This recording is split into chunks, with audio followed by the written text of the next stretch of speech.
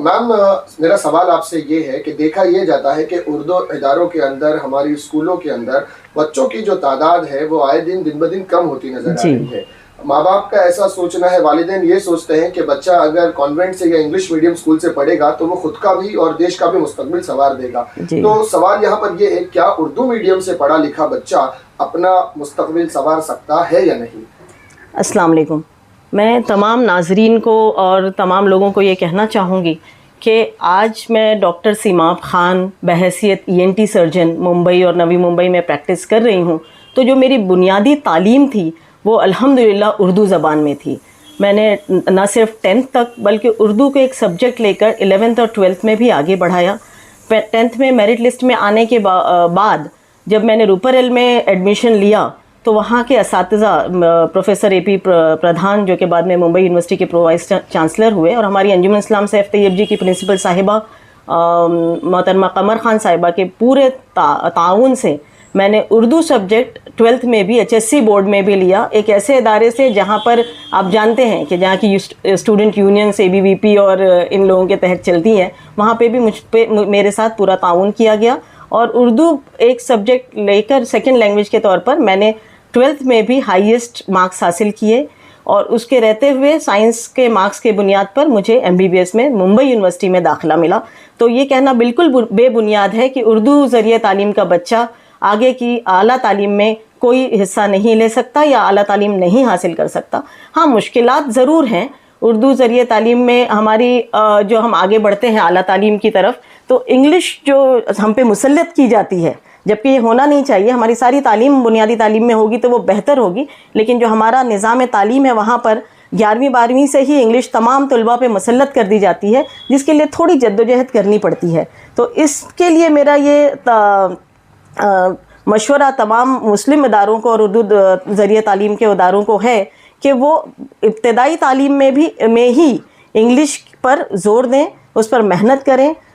قابل اساتذہ کو اپوائنٹ کیا جائے جو انگلش کو ہائر لیول پر لے جا کے بچوں کو تعلیم دیں، جو پرائمری ایجوکیشن، سیکنڈری ایجوکیشن، اس پر خاص محنت کی جائے تاکہ بچہ جب اعلیٰ تعلیم کے لیے باہر جائے تو اس میں انگلش کوئی رکاوٹ نہ بنے. تو ایک بائی لینگویل سسٹم ہو جس میں اردو اور انگلش ایک متوازی طور پر ڈیولپ ہو اسکول میں ہی. اردو بذریعہ تعلیم کے بہت سارے فوائد ہیں جو میں بچوں کو بتانا چاہتی ہوں، والدین کو بتانا چاہتی ہوں. ہماری برصغیر ہند کی اور ہماری بحیثیت ہندوستانی مسلمانوں کی ہمارے تمام تر تہذیبی، ثقافتی اور دینی، مذہبی اور لسانی ورثہ اردو میں ہے. بقول ہمارے ایک مشہور رائٹر ہے قیوم خضر، ان کے مطابق اگر اردو ہندوستان سے دوسری زبانوں کا تمام تاریخی لٹریچر ختم کر دیا جائے اور تمام روایتوں کو بھی اگر ہم ختم کر دیں جو بیانات ہیں اور صرف اردو لٹریچر باقی رہ جائے تو ہم کڑی بکڑی عہد قدیم سے ہندوستانی تاریخ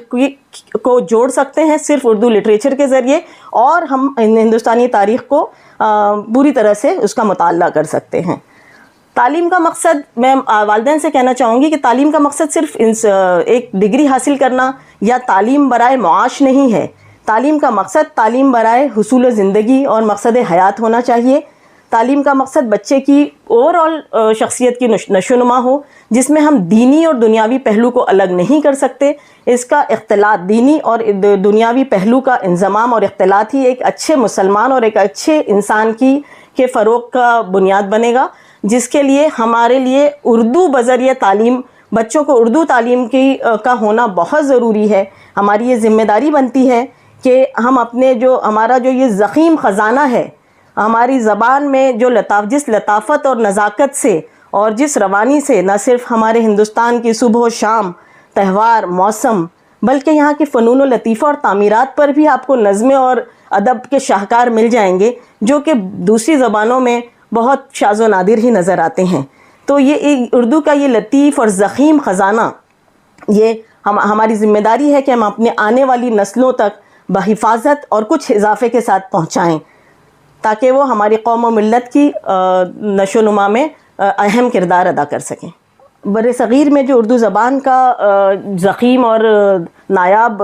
خزانہ ہے وہ ہمیشہ سے ہی مشترکہ تہذیب کا حامل رہا ہے اور ہمیشہ مشترکہ تہذیب کا ضامن رہا ہے، لیکن آج جو اردو کی خستہ حالت ہے اس کے لیے ہم ہی لوگ ذمہ دار ہیں۔ گویا اردو زبان ہم سے کہہ رہی ہے، نسیم صبح گاہی نکھتے گل دیدے نرگس، ہمیں ڈھونڈے گا سارا گل ستاں جب ہم نہیں ہوں گے، بتائے باغ ماں گلشن میں آخر کون سمجھے گا، گلوں کی بات غنچوں کی زباں جب ہم نہیں ہوں گے۔